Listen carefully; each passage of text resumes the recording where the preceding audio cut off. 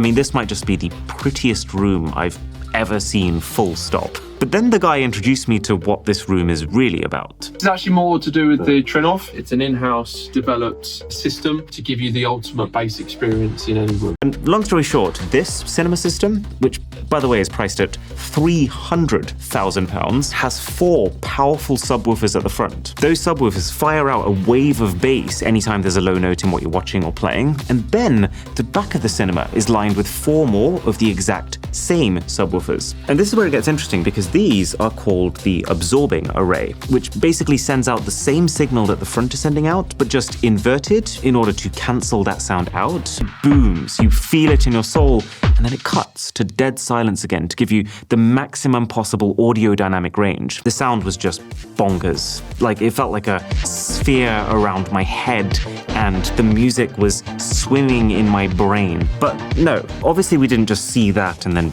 buy that. I mean, we've spent a lot of time in showrooms since then. We've seen screens that can actually extend to match the aspect ratio of your movie or game. We've seen audio processing boxes taller than I am that actually have eyes for some reason. And we've seen seating, my friends. Seating so comfortable that, oh my God, I swear at some points I was physically unable to pay any attention to what the sales guy was telling me. And so, this is what I'm thinking right now. We found a company called Meridian Audio who's going to do our speakers. Out of everything we tried, they were the pinnacle. We're going to end up going for, I can't quite believe I'm saying this, but 21 speakers and 12 subwoofers.